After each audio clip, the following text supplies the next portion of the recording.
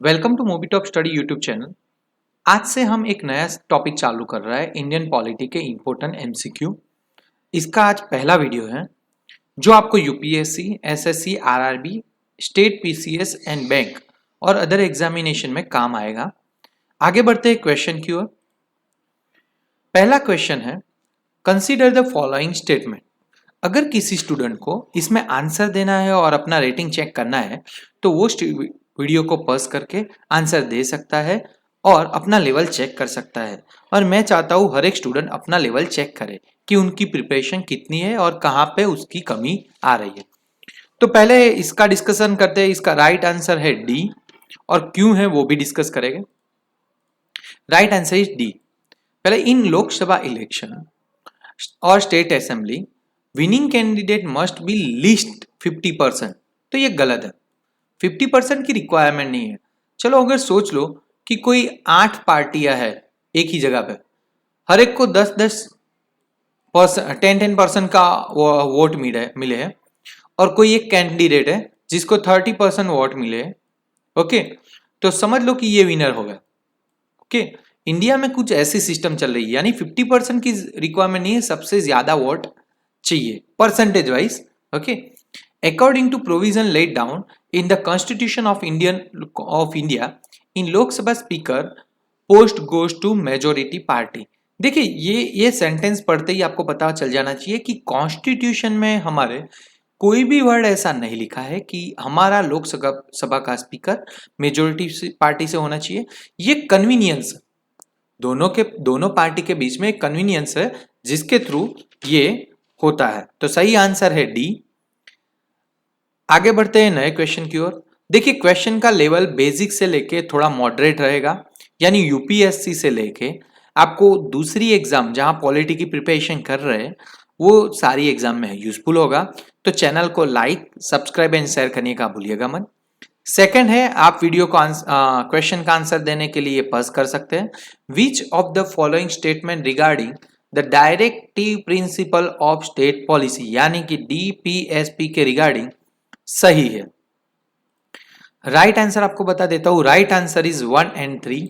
क्यों है और कौन सा गलत है, क्यों है वो भी बता देता हूं। They require legislation for their implementation. सही बात है, उनको एक कायदा बनाना पड़ता है उसको इंप्लीमेंट करने के लिए। There exclusive aim to establish political democracy in country. Okay, यानी कि पॉलिटिकल डेमोक्रेसी को डेवलप करने के लिए ये गलत बात है। पॉलिटिकल डेमोक्रेसी नहीं, सोशल एंड दूसरी एक रिलेटेड इकोनॉमी डेमोक्रेसी क्रिएट करने के लिए। ये फोर्थ क्वेश्चन सही है, फोर्थ आंसर सही है। पार्ट 4 के अलावा भी डीपीएसपी का डिस्कशन किया गया है। आगे बढ़ते हैं नए क्वेश्चन की ओर। इससे पहले देख लेते हैं, अगर डिटेल में आपको स्टडी करना है तो आप ये स्टडी कर सकते हैं। जी, जो बात मैंने बताई है वही बात इसमें डिटेल से बताई गई है। थर्ड है, consider the following bodies of India, which of the body given above are established by the constitution of India. देखिए याद रखिएगा, कॉन्स्टिट्यूशन ऑफ इंडिया के द्वारा बनाई गई। देखिए दो तरीके से बनाई जाती है कोई भी चीज, या तो उसको इंप्लीमेंट करके लॉ बना के, या तो दूसरी तरीके से कॉन्स्टिट्यूशन में ऑलरेडी दी गई हो। यहां पे पूछा गया है कॉन्स्टिट्यूशन में दी गई, तो ओनली पहली शेड्यूल कास्ट वाली है जो नेशनल कमीशन है वो कॉन्स्टिट्यूशन में दिया गया है। उसके अलावा के 2 कंडीशन यानी 3 कंडीशन कॉन्स्टिट्यूशन में नहीं दिए गए बट लॉ के द्वारा बना सकते हैं। ओके, तो ये एक चीज खास ध्यान में रखिएगा। ओके, राइट आंसर क्या होगा? Only A. Okay, 1, only 1। आगे बढ़ते हैं नए क्वेश्चन की ओर। उससे पहले देख लीजिए कि आर्टिकल 388 में national commission for schedule caste establish किया गया था। ओके, उसके बारे में डिटेल भी दी है। फोर्थ क्वेश्चन है, 42nd अमेंडमेंट एक्ट में added 4 new DPSP in Indian constitution, which of the following is not of them. देखिए आपको अगर आंसर देना है तो वीडियो को पॉज करना पड़ेगा। Right answer is C, to ensure the right for human. और यहां पे देखना नॉट लिखा है, नॉट यानी कि इसमें से कौन सा नहीं है कौन से, 2 एंड 3, ये थर्ड वाला नहीं है। Ensure the right for man and women equality to have adequate means of livelihood, जिंदगी जीने के लिए दोनों में समानता होनी चाहिए, इसका एंश्योरमेंट नहीं दिया है, बल्कि to ensure the right to have an adequate means of livelihood for man and woman equality was mentioned in original text of constitution। जो पहले से दिया गया था उसको 42nd अमेंडमेंट एक्ट 1976 में अमेंडमेंट नहीं किया गया था। ओके, आगे बढ़ते हैं नए क्वेश्चन की ओर। What is the correct chronicle order in which the following provision were incorporate into constitution of India, यानी कि सही क्रम क्या है ये घटना या अमेंडमेंट बनने का।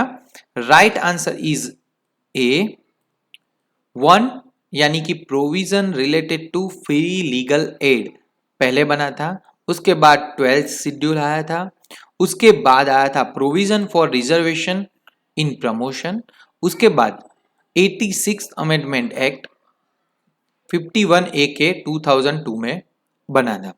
ओके, अगर आपको डिटेल में भी देखना है तो ये देख सकते हैं।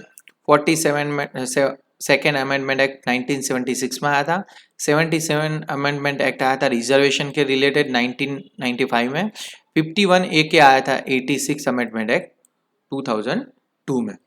ओके, ये क्वेश्चन का लेवल अगर आपको अच्छा लगा तो हम आगे भी यही लेवल के क्वेश्चन रखने वाले हैं, तो चैनल को लाइक एंड सब्सक्राइब करने का भूलिएगा मन। आगे का क्वेश्चन देख लीजिए। Consider the following functionaries, right functionary उसका करेक्ट सीक्वेंस क्या है। पहले इसके राइट आंसर के बारे में डिस्कशन कर लेते हैं। Right answer is C. Okay, यानी उसका सही क्रॉनिकल क्या है वो भी जान लेते हैं। सी 4 3 2 1, चीफ जस्टिस ऑफ इंडिया पहले स्थान पर आएंगे, उसके बाद है यूनियन कैबिनेट मिनिस्टर। बच्चे कहां पे मिस्टेक करते हैं वो भी बता देता हूं, वो चीफ इलेक्शन कमिश्नर को यहां पे सेकंड प्लेस पे ले लेते हैं, तो ध्यान रखना कैबिनेट मिनिस्ट्री सेकंड पे आएगी, क्योंकि वही सारे लॉ बना के इलेक्शन कमीशन को रिलेटेड काम देगा। ओके, और उसके बाद आएगा कैबिनेट सेक्रेटरी। तो राइट आंसर क्या होगा? Right answer is C. Okay, next question. हाँ, उससे पहले देख लो ये क्रॉनिकल मैंने अरेंज किया है। उससे पहले अगर आपको ये मेरा प्रयास अच्छा लगे और आपको ऐसे ही वीडियो अगर चाहिए सभी सब्जेक्ट के लिए, और आपकी कॉम्पिटिटिव एग्जाम को मैं शॉर्ट ही टाइम में रीजनिंग के वीडियो और मैथ्स के वीडियो चालू करने वाला हूँ, तो अगर आपको ये प्रयास अच्छा लगे तो आप लाइक शेयर एंड सब्सक्राइब करने का भूलिएगा नहीं, ताकि मुझे फोर्स मिलता रहे आपके लिए कुछ अच्छा करने के लिए। Which of the following features of Indian government system are essential features of parliament governance system? Okay, right answer क्या है वो डिस्कस कर लेता हूं। Right answer is A 1 and 2। Okay, क्यों सही है? Presence of nominal and real executives, and second है मेंबरशिप ऑफ मिनिस्ट्री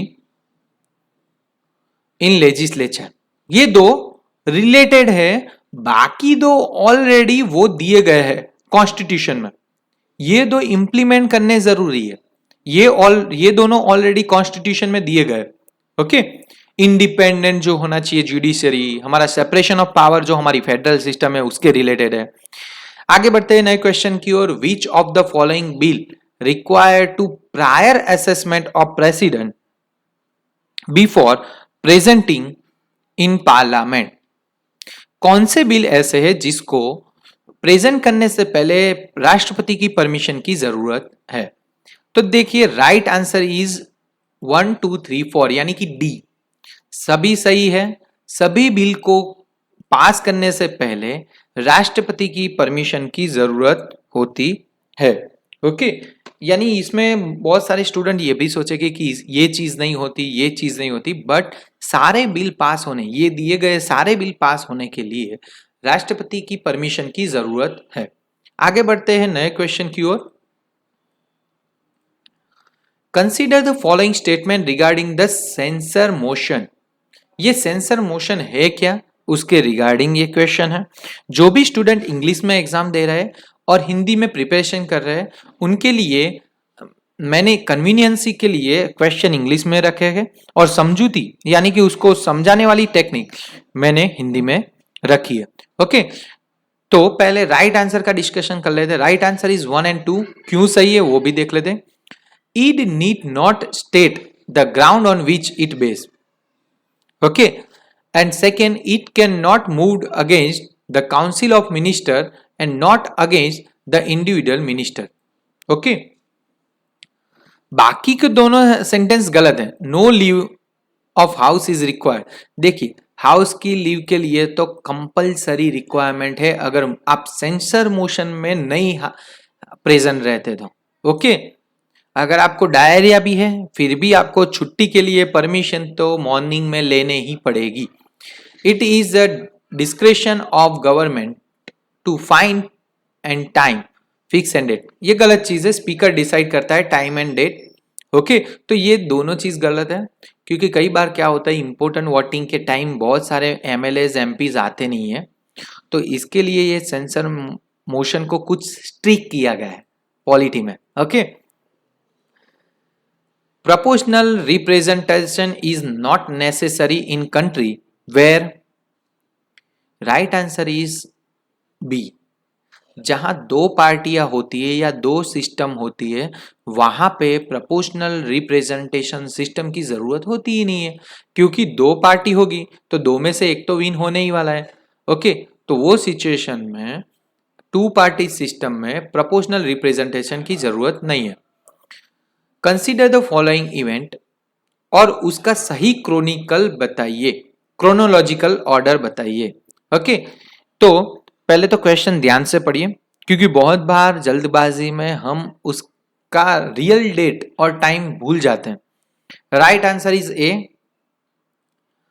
2, यानी कि हरियाणा स्टेट पहले बना था, उसके बाद बना था जनरल इलेक्शन, उसके बाद आया था मेघालय एंड त्रिपुरा, उसके बाद Mysore named as a Karnataka. उसका डिटेल में देख लेते पीछे कौन से साल में क्या हुआ था। हरियाणा स्टेट बना था 1966 में, जबकि फोर्थ लोकसभा हुई थी 16 मार्च 1967 में। मणिपुर और त्रिपुरा बने थे 1971 में, मेघालय भी साथ में था। कर्नाटक जब मैसूर में से बना था तो वो एक्ट बना था 1973 में। ओके, ये इंपॉर्टेंट क्वेश्चन है क्योंकि इसमें एक ही क्वेश्चन में 4 क्वेश्चन इन्वॉल्व हो जाते हैं। ओके, तो स्मार्ट वर्क कीजिए, हार्ड वर्क की जगह पे थोड़ा स्मार्ट वर्क भी कर लीजिए, काम आएगा। यहां मैं 20 क्वेश्चन कराता हूं, अराउंड आपके 70 क्वेश्चन हो जाएंगे। ओके, 20 ही क्वेश्चन में मैंने ऐसे ऑप्शन रखे इसमें। Consider the following statement in regard to public account committee. Public account committee के रिलेटेड नीचे में से कौन सा स्टेटमेंट सही है? तो right answer is A, its member are selected both the houses of parliament. Okay, उसके मेंबर राज्यसभा में से भी लिए जाते हैं और लोकसभा में से भी लिए जाते हैं। Generally it is formed 5 year, ऐसा कंपलसरी नहीं है।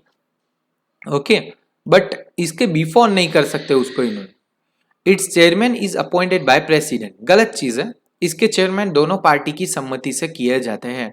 हाँ, उसको जब दिया जाता है तो प्रेसिडेंट को इन्फॉर्म करना पड़ता है, बट कंपलसरी नहीं है कि प्रेसिडेंट ही इसको इन्वॉल्व यानी उसको चेयरमैन बनाएंगे।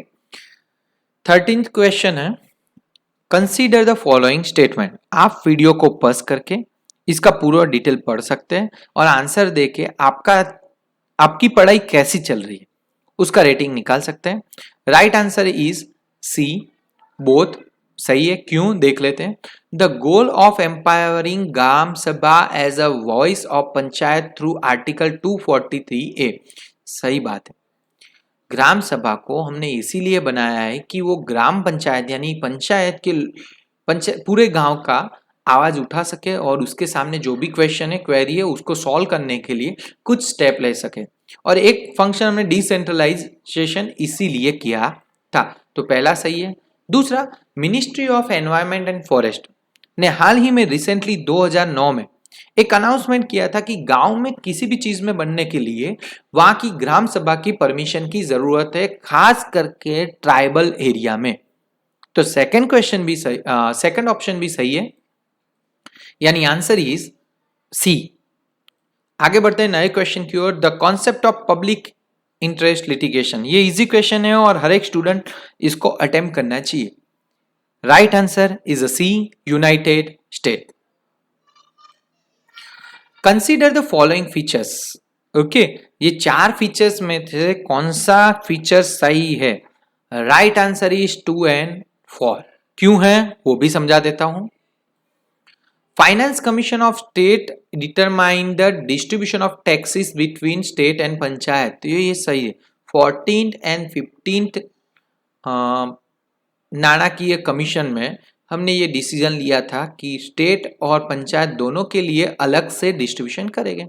ओके, दूसरा है 1/3 seats of panchayat are reserved, ये एज पर कॉन्स्टिट्यूशन है, फॉर 73rd अमेंडमेंट एक्ट के मुताबिक है। बट कहीं बहुत सारे राज्य ऐसे हैं, स्टेट ऐसे हैं जो 50% सीट भी प्रोवाइड कर रहे हैं वुमेन के लिए। ओके, बाकी के दोनों गलत सेंटेंस है। ओके, आगे बढ़ते हैं नए क्वेश्चन की ओर। Consider the following statement which with respect to power of governor, यानी गवर्नर के रिलेटेड। देखिए सारे क्वेश्चन अगर आप देखोगे तो मैंने इस तरीके से सेट किए हैं कि आप हर एक टॉपिक को इसमें इन्वॉल्व कर सके, यानी कि आपको एक टाइम पे पढ़े भी नहीं होगे तो भी आप ये क्वेश्चन का आंसर नेक्स्ट टाइम दे सकोगे, ऐसा मैं आपको समझाना चाहता हूं। राइट आंसर 1, 3 एंड 4 क्यों सही है देख लेते हैं। Governor can summon prorogue dissolve state assembly. Okay, तो ये सही है। Governor can adjourn the sitting of state assembly, गलत चीज है, वो स्पीकर करता है।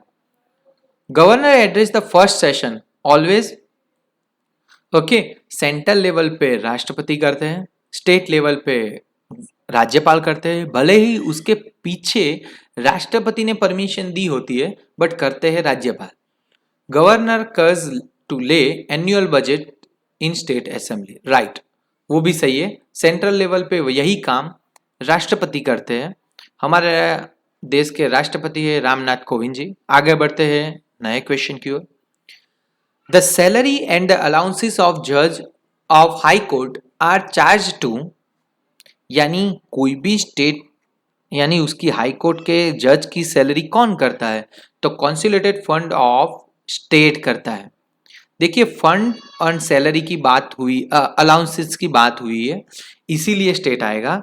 अगर उनके पेंशन रिलेटेड बात आए तो वो कॉन्सोलिडेटेड फंड ऑफ इंडिया में चला जाएगा, वो भी ध्यान रखिएगा। यहाँ पे राइट आंसर क्या होगा सैलरी के regarding?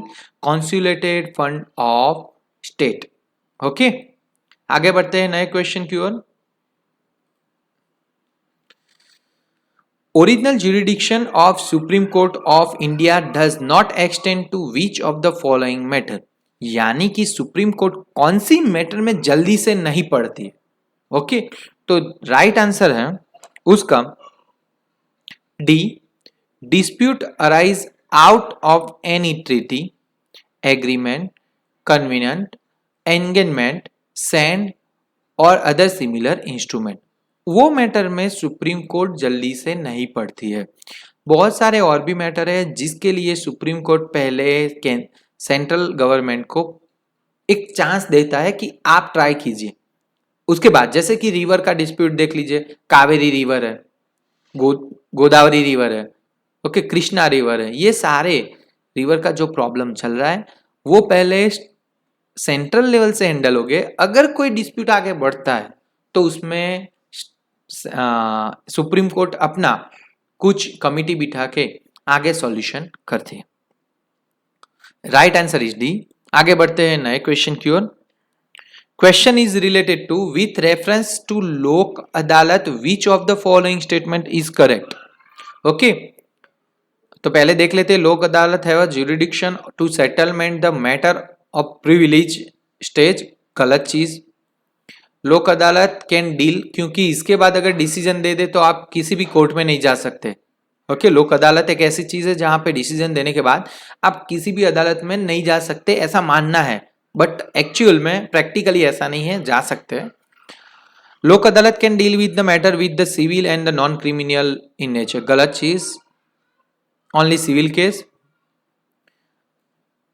Every Lok Adalat consist either serving और रिटायर्ड नहीं होते, सर्विंग ही जज काम करते हैं इसके पीछे, यानी कोई भी स्टेटमेंट यहाँ पे सही नहीं है। तो राइट आंसर क्या होगा? डी। ओके, लास्ट क्वेश्चन आज का।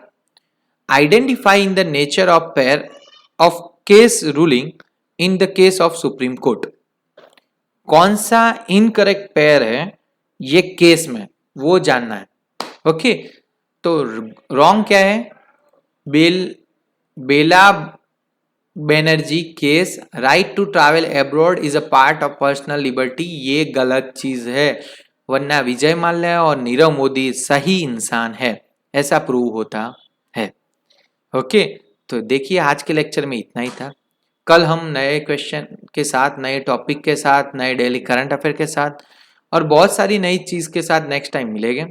तब तक के लिए थैंक यू। चैनल को लाइक, सब्सक्राइब एंड शेयर करने का भूलिएगा मत। Thank you.